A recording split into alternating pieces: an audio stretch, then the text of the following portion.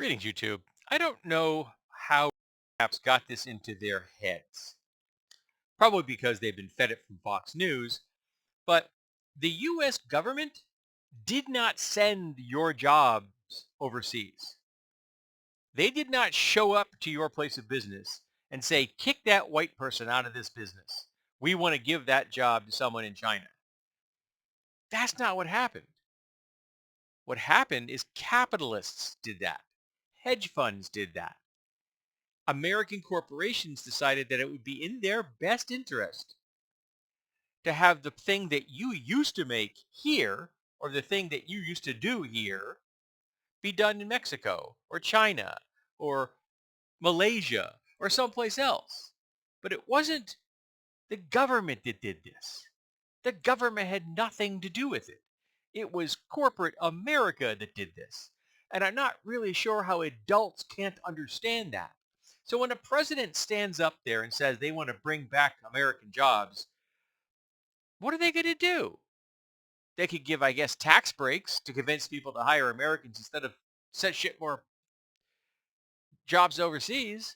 But I'm against giving tax breaks to corporations. They already get too many tax breaks. They don't pay enough taxes, not by a long shot. I want the corporate tax rate at 90%.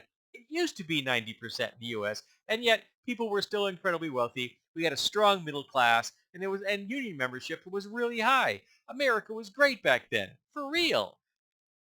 The people were doing well. I don't care if the people at the top were. I don't give a shit about millionaires and billionaires. None of them will ever suffer a day in their life. At least not from financial problems. And that's what we're talking about here. Economic woes.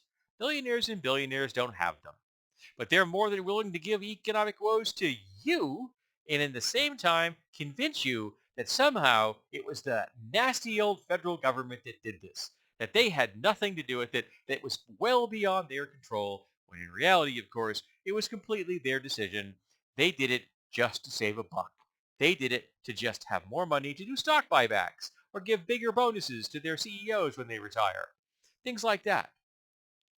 So corporations have screwed you over, not the government. You want to help avoid that? Organized labor. Every right you have as a U.S. employee, every right was paid for with the blood and sweat and lives of organized labor.